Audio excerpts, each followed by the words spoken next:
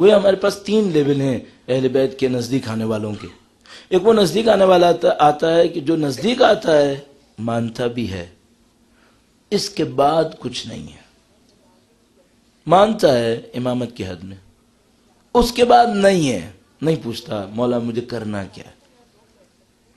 مولا کو امام مانتا ہے لیکن مولا بتا رہے ہیں کہ یہ کرنا ہے، یہ پوچھنے والا نہیں ہے. یہ ایک درجہ ہے لوگوں کا. کبھی امامت سے دستبردار نہیں ہوگا، اس کے اوپر یقین محکم، لیکن عمل کی دنیا میں بہت پیچھے. یہ ایک درجہ ہے.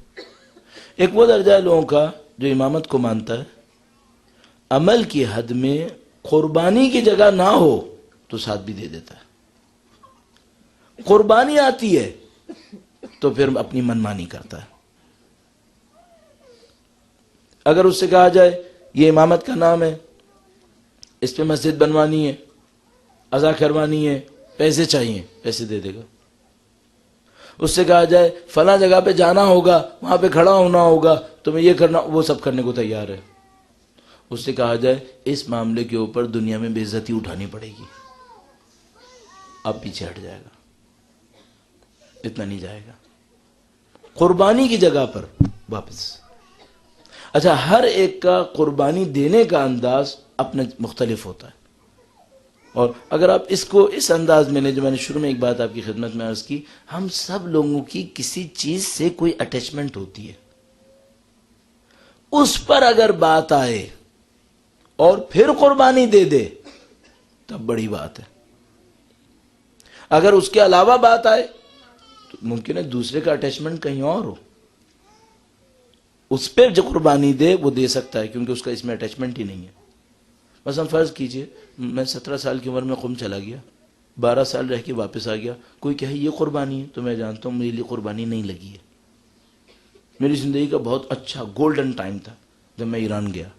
ممکن ہے کوئی سمجھ رہا ہو کہ یہ قربانی تھی، میں کہہ رہا ہوں یہ میرے لیے قربانی نہیں تھی، بہت اچھا وقت گزارا میں نے وہاں پہ 12 سال. شاید میرا بت یہاں پہ نہیں ہے، میرا بت کہیں اور ہے. ہر ایک کا ایک اندر کا بت ہے، اس پر باری آئے اور قربانی دے تب بات ہے. اس کے علاوہ قربانیاں دیتا رہے اس بت کے علاوہ اور اپنے آپ کو مطمئن کرتا رہے میں قربانی دے رہا ہوں، نہیں، شاید یہ وہ بات ہی نہیں ہے ابھی.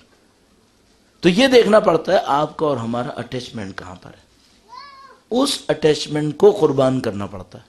اچھا، یہ اتنا پیچیدہ معاملہ بعض اوقات بن جاتا ہے کہ بڑے بڑے لوگوں کو اس میں دھوکہ ہو جاتا ہے، وہ اپنے اٹیچمنٹ کو نہیں پہچان پاتے.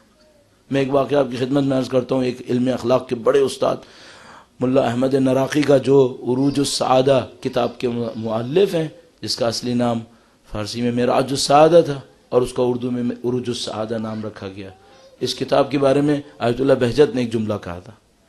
کسی نے آیت اللہ بہجت سے پوچھا اگر ہمارے لیے کوئی اخلاق کی نصیحت کرے، فرمایا ہر روز عروج السعادہ کا آدھا صفحہ پڑھ لو اور عمل کر لو. ہر روز عروج السعادہ، انہوں نے معراج السعادہ رکھا تھا لکھا تھا چونکہ فارسی کا نام لکھا تھا، میں عروج السعادہ کہہ رہا ہوں چونکہ اردو کا نام ہے. کہا ہر روز معراج السعادہ سے آدھا صفحہ پڑھ لو اور عمل کر لو، یہ ہماری طرف سے تمہیں اخلاق کی نصیحت ہے. یہ ملا احمد نراقی تھے. ان کے پاس ایک آدمی آیا، ان کی کتاب ان کی زندگی میں ہی مشہور ہو گئی تھی. یہ جو مؤلفین تھے اس زمانے کے اندر، ان کی کتابیں زندگی میں معمولاً مشہور نہیں ہوتی تھیں، چھپتی کہاں تھیں، ہاتھ سے لکھی جاتی تھیں. تو وہ جب تک ہاتھ سے لکھے وہ عراق ایران پہنچے، مثلا کہیں پہنچے، اس وقت تک وہ دنیا سے رخصت ہو چکا ہوتا تھا. لیکن کچھ مؤلفین ایسے تھے جن کی کتاب اس کی زندگی کے اندر ہی مشہور ہو جاتی تھی. شیخ عباس قمی کی مفاتیح الجنان ان کی زندگی میں عراق پہنچ گئی تھی، عراق، لبنان، مختلف جگہوں کے اوپر پہنچ گئی تھی. بڑا نفیس واقعہ ہے شیخ عباس قمی کا. یہ قم میں ہوتے تھے، انہوں نے مفاتیح الجنان لکھی، وہ عراق پہنچ گئی اسی ہینڈ رائٹنگ وغیرہ وغیرہ کے ذریعے. وہاں گئے کہیں عراق میں گئے، وہاں ایک مسجد کے اندر دیکھا کوئی لڑکا جوان مفاتیح الجنان سے دعائیں پڑھ رہا تھا، ان کی اپنی کتاب سے دعائیں پڑھ رہا تھا. اس کے نزدیک گئے اور اس سے پوچھا یہ کس کی کتاب ہے؟ اس نے کہا شیخ عباس قمی کی. اب وہ کہاں جانتا ہے، تصویروں کا دور تھوڑی ہے. کہا شیخ عباس قمی کی ہے. کہنے لگے کہ ہاں شیخ عباس قمی کی کوئی خاص کتاب نہیں ہے. بہت متواضع تھے، بہت متواضع تھے. کہنے لگے کوئی خاص کتاب نہیں ہے. وہ جوان لڑنے لگا، کہنے لگا تم نے اہانت کی شیخ عباس قمی کی، تم نے کیا کیسے؟ ابھی کہ اچھا بھائی غلط کر دیا، جانے لگے، کسی نے بتایا بیوقوف آدمی یہی تو شیخ عباس قمی ہے، کس سے لڑ رہے ہو؟ اتنے متواضع تھے علماء کا، یہ تواضع بہت عجیب تھا، انکساری بہت عجیب تھا۔ ایک عالم تھے، ان کی ایک کتاب تھی، اس کتاب کو ایک مبلغ قم کے اندر 2 نمازوں کے وقفے میں کھڑے ہو کر پڑھا کرتا تھا۔ مبلغ تھا، وہ ایسے ہی کھڑا ہوتا تھا، ان کی کتاب سے پڑھا کرتا تھا اور اس سے لوگوں کو نصیحت کرتا تھا، لوگوں پہ اس کی نصیحت کا بہت اثر ہوتا تھا۔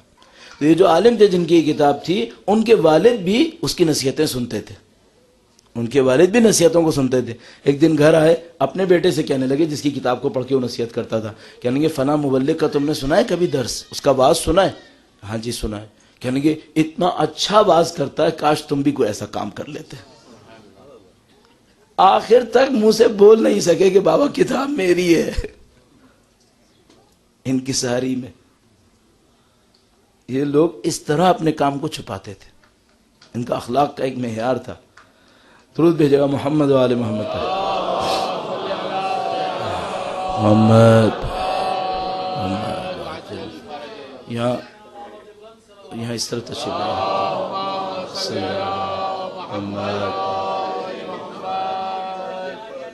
بار دیگر درود بھیجے گا محمد و آل محمد پر۔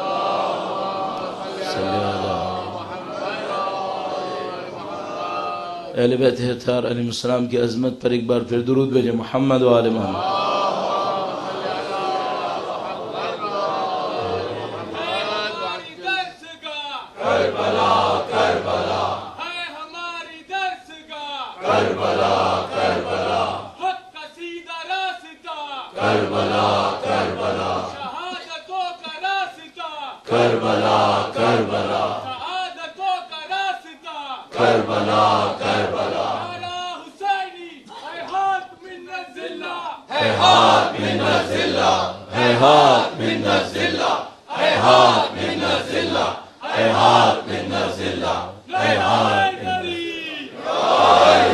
جزاکم اللہ۔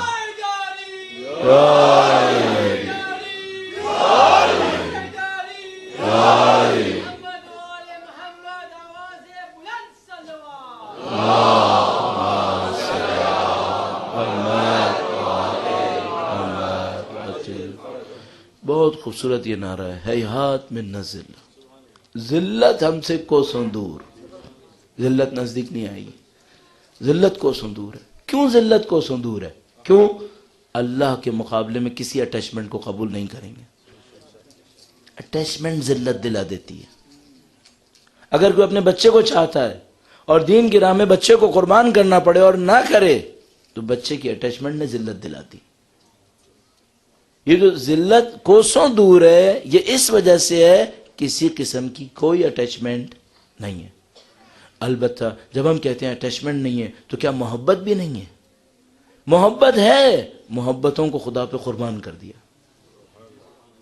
محبت ہے، اپنی اولاد کو چاہتے تھے، اپنے گھر بار کو چاہتے تھے، جیسے ایک باپ کو چاہنا چاہیے اس سے زیادہ چاہتے تھے۔ کیوں؟ اس کی وجہ یہ ہے کہ اگر وہ معصوم ہے اور یقیناً ہے تو ہر کمال میں اطلاق کمال کے اوپر فائز ہے، تو باپ ہونے میں بھی کمال پہ فائز ہے۔ باپ ہونے کی محبت بھی ان کے اندر کمال کی ہے، تو میں تو باپ ہونے کے ناطے تھوڑا چاہوں گا، وہ باپ ہونے کے ناطے کمال کا چاہیں گے، لیکن جب خدا کی محبت کی خاطر کچھ قربان کرنا پڑے تو پھر ایک ہی بات فرماتے ہیں، تقدم ولدی، تقدم ولدی۔ عزیزو یہ ہمیں چاہیے، ہم پہلے اپنا جائزہ لیں، ہمیں اٹیچمنٹس کا ہے۔ ملا احمد نراقی کا واقعہ میں آپ کی خدمت میں عرض کر رہا تھا، سرعت سے عرض کروں۔ کوئی شخص درویش نما ان کے اخلاق کی کتابیں پڑھتا ہے، بہت متاثر ہوتا ہے ان سے کہ بھئی ان کے اندر علم اخلاق بہت اعلیٰ پیمانے پر ہے، پائے پر ہے۔ ان کے پاس آتا ہے، کہتا ہے کہ میں نے آپ کی اخلاق کی کتاب میں راج السعادہ پڑھی ہے، آپ کا اخلاق بہت اچھا ہے، یہ ہے وہ ہے، میں آپ سے کچھ سیکھنا چاہتا ہوں۔ انہوں نے فرمایا ٹھیک ہے۔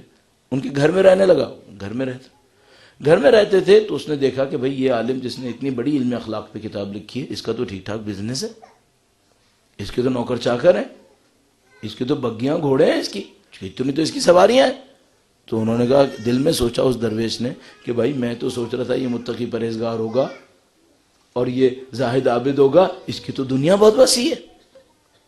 تو ایک دن اس سے رہا نہیں گیا، ملا احمد عراقی کے پاس آیا، کہنے لگا میں تو سوچ کے آیا تھا کہ آپ علم اخلاق میں اس کمال کے اوپر فائز ہیں، آپ کے پاس تو دنیا سے کچھ ہوگا ہی نہیں، آپ کے پاس تو کچھ بھی نہیں ہونا چاہیے. فرمایا یہ کیوں؟ کہنے لگا جو علم اخلاق میں اس کو ایسا ہونا چاہیے، اس کے پاس دنیا سے کچھ نہ ہو. کہنے لگا نہیں ایسا نہیں ہے، اور میں تم کو بعد میں سمجھاؤں گا. کہنے لگا ٹھیک ہے. چند دنوں کے بعد بیٹھے تھے ایک جگہ پہ بیٹھے تھے، وہ جو درویش تھا اس کے پاس کچھ بھی نہیں تھا، ایک کاسا، جو اس زمانے میں درویشوں کے ہاتھ میں ایک پیالہ ہوا کرتا تھا، بس وہ پیالہ تھا اس کے پاس. ایک دن بیٹھے تھے، کہنے کہ فلانی آج میرا کربلا جانے کا دل چاہ رہا ہے. کربلا جانا آسان تھا ایران سے، کئی مہینے کا سفر چاہیے تھا، آپ آسانی سے نہیں جا سکتے تھے. اگر آپ جا رہے ہیں پیچھے کوئی رابطہ نہیں ہے آپ کا، بزنس سب ختم ہو جاتا تھا. سب کو چھوڑ کر اچانک کہنے لگے اے فلانی میرا آج کربلا جانے کا دل چاہ رہا ہے، چلتے ہو کربلا؟ اس نے کہا ہاں، اس میں کوئی مسئلہ ہے. فوراً تیار ہو گیا. انہوں نے کہا ٹھیک ہے. دوپہر تک بگی تیار کروائی، گھوڑا گاڑی جو کچھ بھی تھی تیار کروائی، کربلا کے لیے روانہ ہو گئے. کربلا کے لیے روانہ ہوئے، شہر سے باہر نکلے. وہ درویش کہنے لگا تم جاؤ، مجھے شہر واپس جانا پڑے گا. انہوں نے کہا یہ کیا ہوا؟ تم تو کہہ رہے تھے کہ تمہیں کربلا جانا ہے میرے ساتھ، میں تو نکل پڑا، تم کہہ رہے ہو واپس جانا ہے. کہنے لگا میں اپنا پیالہ بھول آیا ہوں. یہ ہے فقیر، اندر سے قارون ہے، پیسے میں دل لگا ہوا ہے. اور ملا احمد عراقی پیسے والا ہے، اندر سے ابو ذر ہے، اندر سے ابو ذر ہے، بلا کسی تعلق کے، کوئی تعلقات، کوئی اٹیچمنٹ، کوئی وابستگی کچھ نہیں ہے. جب چاہتا ہے کھڑے کھڑے اپنے سب کو چھوڑ کے کربلا چلا جاتا ہے. آپ کو اور مجھے دیکھنا پڑے گا ہماری اٹیچمنٹس کہاں ہیں. جو ٹیسٹ ہوں تو مسئلہ بنتا ہے، یہ ہمیں دیکھنا پڑے گا.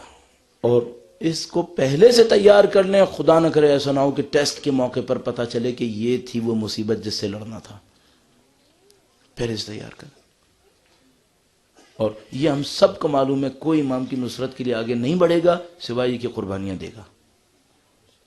سب نے قربانیاں دینی ہیں، اور جتنے ان کے اچھے چاہنے والے ہوں گے سب شہادت پہ پہنچیں گے. سب نے شہادت کے مقام پہ پہنچنا ہے، خدا محروم نہیں کرے گا. البتہ شہادت کی بھی ظاہر ہزاروں درجات ہونے چاہیے. تو عزیزان محترم، یہ جو لب لباب ہوا ان چند ایام کی مجالس کا، وہ یہ تھا کہ ایک ذمہ داری ہمارے پاس ہے، ایک محبت، تعلق، وابستگی اہل بیت سے ہمارے پاس ہے. اس کے مقابلے میں دنیا کی کوئی محبت، تعلق، وابستگی ہمیں نہیں چاہیے.